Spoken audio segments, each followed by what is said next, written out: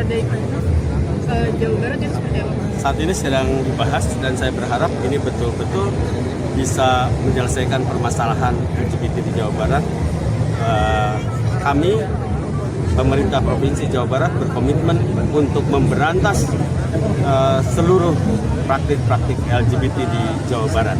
Urgensinya seperti apa di Jawa Barat? Urgensi di Jawa Barat sendiri seperti apa? Ya, sudah sangat memprihatinkan karena ini sudah merambah semua kalangan, ya, semua kalangan, ASN, TNI, Polri, dan juga generasi muda kita.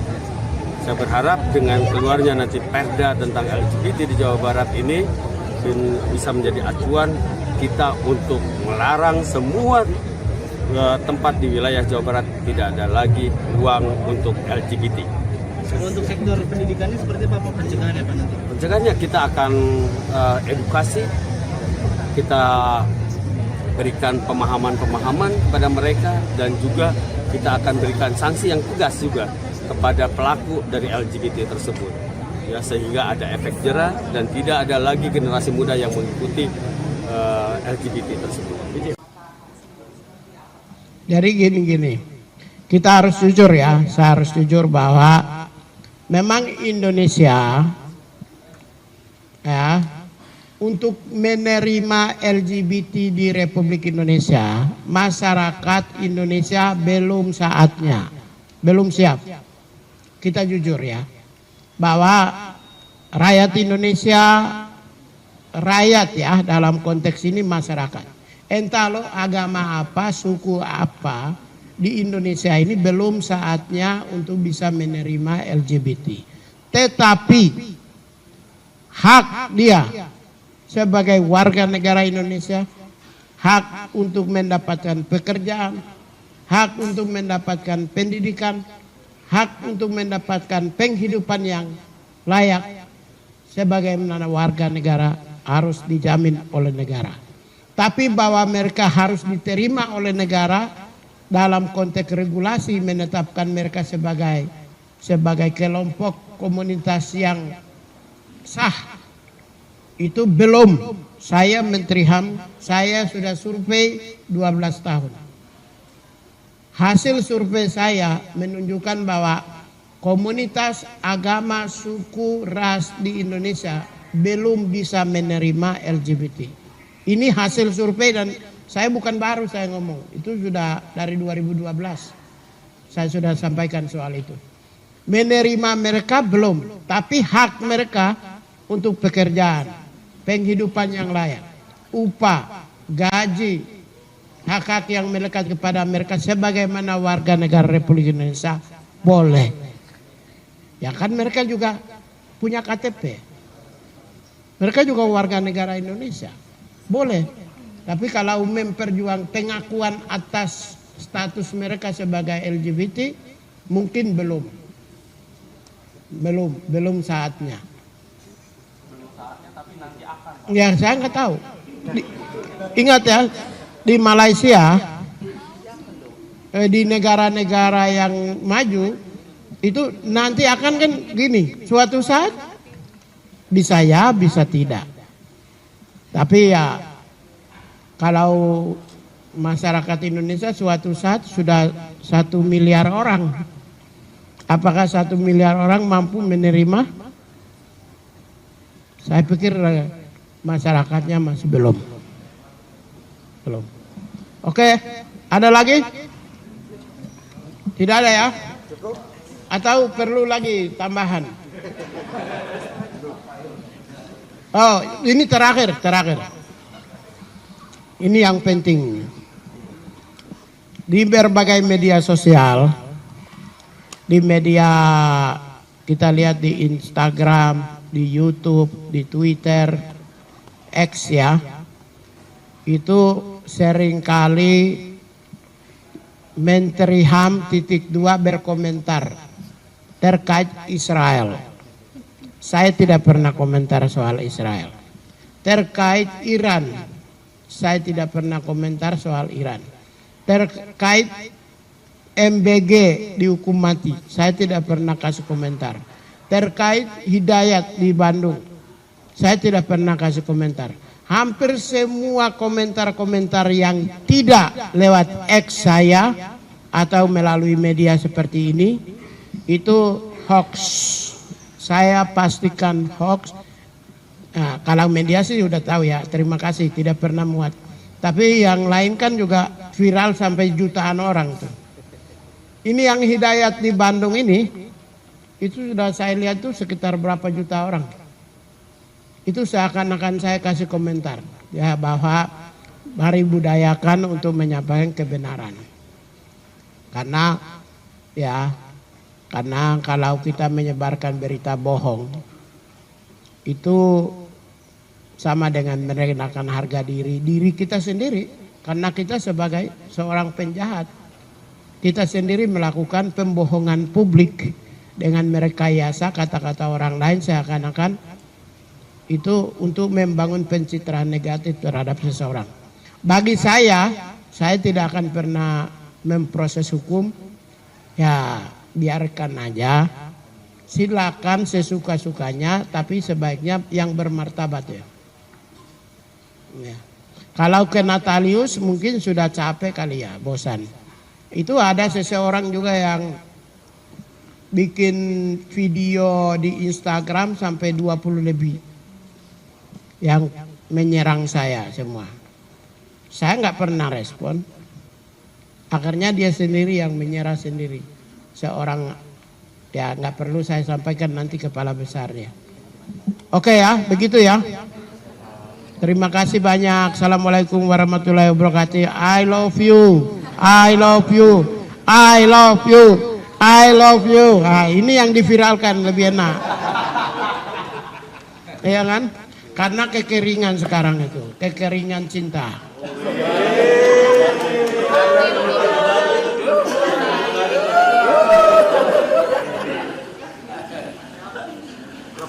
Terkait dengan hubungan transendental antara manusia dan Tuhan, baik dan buruk. Nah, mental itu terkait dengan disiplin, rajin, tanggung jawab, objektif, imparsial, cekatan. Nah, itu mental. Oleh karena itulah yang diinginkan, diharapkan ke depan itu bukan pendidikan fisik. Bukan pendidikan fisik, tapi pendidikan mental yang pendidikan mental yang mental militer. Mental militer itu adalah 1, rajin, 2, tanggung jawab, 3, cekatan, kerja cepat, kerja objektif, anti korupsi, disiplin tinggi. Sebenarnya yang dibutuhkan itu di situ. Bukan persoalan pelatihan seperti semi militer atau sekolah-sekolah pendidikan dasar militer. Saya pikir itu tidak terlalu penting. Karena gereja Katolik, maaf ya, gereja Katolik 2000 tahun bertahan ini karena dia menerapkan komando sistem bersifat militer. Disiplin, cekatan, tanggung jawab, cepat, objektif, imparsial, jujur, adil. Itu dia sistem organisasinya, sistemnya seperti sistem militer. Nah, itu sebenarnya bukan militernya, bukan pelatihan militernya, bukan angkat senjatanya, bukan untuk mau perang. Memang kalaupun juga mereka itu dipersiapkan untuk ada cadangan untuk masa yang akan datang, ya janganlah ya, jangan. Saya pikir saya dalam konteks koperasi desa ya, KDMP itu mungkin persoalan untuk pelatihan fisik yang bersifat militer ya, latihan dasar militernya itu sebaiknya tidak boleh ditiadakan. Sebaiknya kan saya bilang evaluasi. Kalau gini program yang sedang berjalan itu evaluasi, ongoing process to achieving of human rights standard. Jadi sedang proses menuju standar-standar yang paling tertinggi dalam konteks hak asasi manusia. Sedang dalam proses itu adalah harus dilakukan evaluasi. Ya, sedang dalam proses itu harus dilakukan evaluasi. Untuk itulah kalau saya rekomendasi saya pendidikan fisik militer sebaiknya diusahakan tidak boleh. Tapi mental dan karakter kerja seperti disiplin, rajin, cekatan, tanggung jawab boleh. Yang tadi saya bilang itu, organisasi gereja Katolik bertahan 2000 tahun. Dia menerapkan komandonya komando yang bersifat militeristik. Ini saya nggak bohong loh. Saya nggak bohong. Militeristik dia, komandonya. Sehingga berjalan dan sampai sekarang 2000 tahun masih utuh, kuat. Ya. Kenapa? Kalau sifat-sifatnya boleh.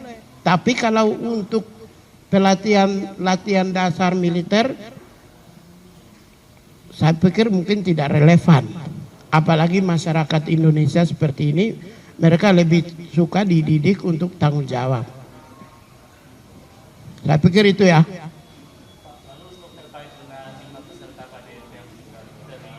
Kalau saya kematian ini harus diusut. Tidak bisa dibiarkan, tidak boleh mengabaikan. Karena sekalipun nanti pendidikan dasarnya dievaluasi, itu tidak berarti menghilangkan proses pencarian keadilan terhadap mereka yang korban. 5 orang meninggal itu nyawa manusia ya. Sekalipun 1 orang itu nyawa manusia. Kita tidak bisa kuantifikasi soal itu. Tapi bahwa ini peristiwa yang serius, untuk itu harus cari mengapa terjadi. Mengapa mereka meninggal? Kenapa mereka meninggal? Apa yang menyebabkan mereka bisa meninggal? Untuk itu lakukan evaluasi, lakukan pemantauan, penyelidikan. Dan saya sudah perintahkan staf saya untuk cek juga supaya apa? Nanti supaya tidak boleh terulang kalau tindakan dan perbuatan yang sama pada masa yang akan datang. Kalau ada disebabkan oleh, kalau umpamanya disebabkan oleh ada kelalaian faktor manusia, diproses juga. Tidak boleh biarkan. Kalau ada orang yang menyebabkan, misalnya akibat disebabkan ada orang lain yang menyebabkan kematian pada orang lain, proses. Tidak boleh abaikan.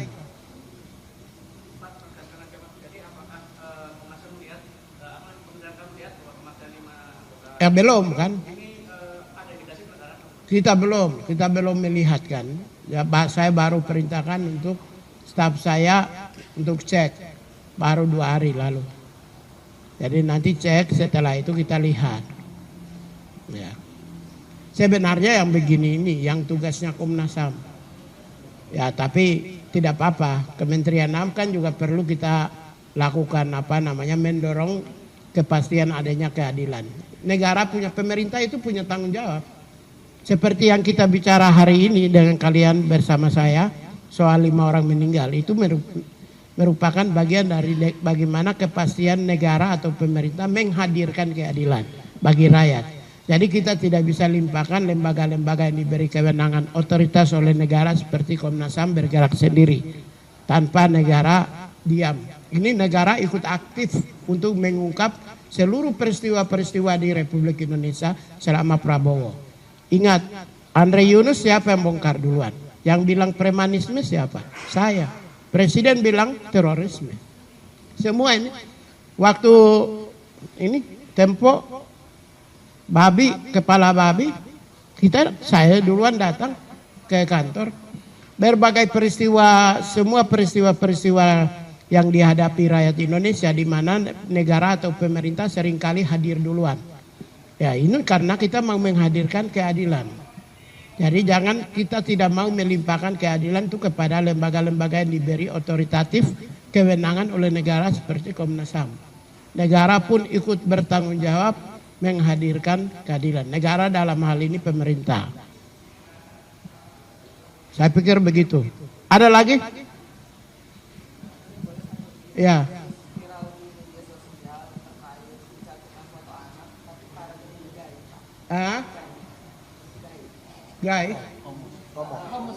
Gay itu jangan. Aduh. Ya Allah. Ampun. Gay gimana gay?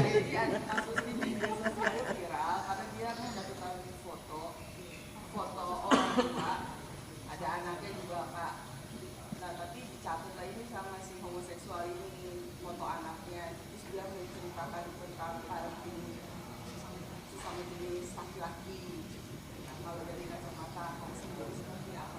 Jadi gini, kita harus jujur ya, saya harus jujur bahwa memang Indonesia ya untuk menerima LGBT di Republik Indonesia, masyarakat Indonesia belum saatnya, belum siap.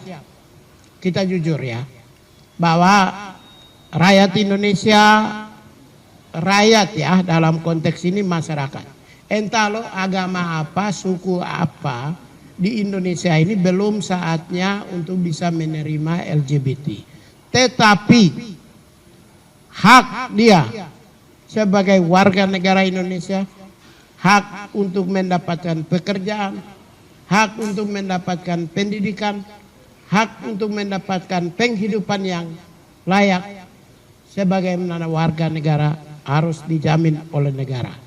Tapi bahwa mereka harus diterima oleh negara dalam konteks regulasi menetapkan mereka sebagai kelompok komunitas yang sah, itu belum. Saya Menteri HAM, saya sudah survei 12 tahun. Hasil survei saya menunjukkan bahwa komunitas agama, suku, ras di Indonesia belum bisa menerima LGBT. Ini hasil survei dan saya bukan baru saya ngomong. Itu sudah dari 2012. Saya sudah sampaikan soal itu. Menerima mereka belum, tapi hak mereka untuk pekerjaan, penghidupan yang layak, upah, gaji, hak-hak yang melekat kepada mereka sebagaimana warga negara Republik Indonesia boleh. Ya kan mereka juga punya KTP. Mereka juga warga negara Indonesia. Boleh. Tapi kalau memperjuang pengakuan atas status mereka sebagai LGBT mungkin belum saatnya. Ya saya nggak tahu. Ingat ya, di Malaysia, di negara-negara yang maju itu nanti akan kan gini, suatu saat bisa ya, bisa tidak. Tapi ya kalau masyarakat Indonesia suatu saat sudah 1 miliar orang, apakah 1 miliar orang mampu menerima?